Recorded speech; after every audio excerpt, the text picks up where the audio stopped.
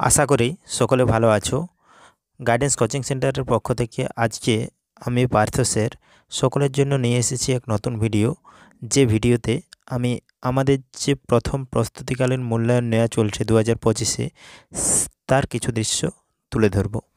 স্ক্রিনে তোমরা যেটা দেখছো সেটা হচ্ছে আজকের সিট অ্যারেঞ্জমেন্ট।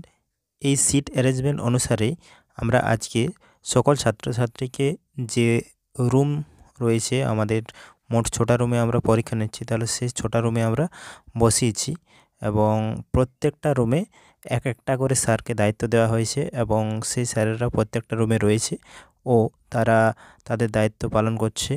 ছেলেমেয়েরাও সাথে সাথে খুব মনোযোগ সহকারে কিন্তু পরীক্ষা দিচ্ছে, কারণ তাদেরকে সেভাবে বসানো হয়েছে যাতে কেউ কারোর সাথে গোলমাল না করতে পারে। 5 to 10 পর্যন্ত আমরা পরীক্ষা নিচ্ছি খুব উন্নত পদ্ধতি কাজে লাগিয়ে। ছেলেমেয়েদের স্কুল পরীক্ষার ঠিক আগে তাদের প্রস্তুতিকালীন মূল্যায়ন কিন্তু আমরা নিয়ে থাকি, যাতে করে তাদের স্কুলে পরীক্ষাগুলোতে কোনো রকমের কোনো অসুবিধা না হয়। যদি কোনো ছাত্রছাত্রী 5 to 10-এর প্রস্তুতিকালীন মূল্যায়নের এই প্রশ্নপত্রগুলো পেতে চাও, তাহলে অবশ্যই কমেন্ট বক্সে কমেন্ট করে জানাও। কেউ নতুন করে অ্যাডমিশন হতে চাইলে অবশ্যই আমাদের সাথে যোগাযোগ করতে পারো। আজকে আমরা 5-এর ম্যাথ, 6-এর ইভিএস অর্থাৎ সায়েন্স, 7-এর হিস্ট্রি, 8-এর জিওগ্রাফি, 9-এর ম্যাথ, 10-এর ফিজিক্যাল সায়েন্স এক্সাম নিচ্ছি। যদি 5 to 10-এর কোনো ছাত্রছাত্রী যারা কোচিং সেন্টারে পড়ো না, তারা যদি এই সমস্ত কোশ্চেনগুলো পেতে চাও, তাহলে অবশ্যই কমেন্ট বক্সে কমেন্ট করে জানিও। সেক্ষেত্রে আমরা আমাদের যে ডেসক্রিপশন বক্স রয়েছে ভিডিওর, সেখানে আমরা সমস্ত কোশ্চেনগুলো তুলে দেব।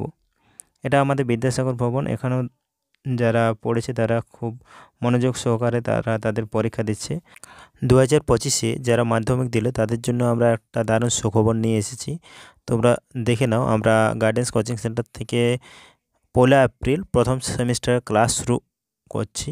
তাহলে যে সমস্ত ছাত্রছাত্রী আর্টস নিয়ে পড়তে চাও, অর্থাৎ যাদের সাবজেক্ট বাংলা, ইংরেজি, ভূগোল, ইতিহাস, সংস্কৃত, রাষ্ট্রবিজ্ঞান, শিক্ষাবিজ্ঞান ও দর্শন থাকবে, যে সমস্ত ছাত্রছাত্রী ভর্তি হতে ইচ্ছুক তারা অবশ্যই যত তাড়াতাড়ি সম্ভব নিচে দেওয়া যোগাযোগ নম্বরে যোগাযোগ করো, কারণ আসন সংখ্যা সীমিত। এছাড়াও আমাদের 3rd সেমিস্টারের ক্লাস শুরু হয়ে গেছে। নতুন করে কোনো ছাত্রছাত্রী ভর্তি হতে চাইলে অবশ্যই গাইডেন্স কোচিং সেন্টারের স্যারেদের সাথে যোগাযোগ করো। এরপর দেখো আমি বাকি যে রুমগুলো রয়েছে, যে রুমগুলোতে পরীক্ষা চলছে, সেই রুমগুলো একটু দেখিয়ে দিই। এটা আমাদের একটা রুম গেল, এটা হচ্ছে রুম 1 রবীন্দ্র ভবন।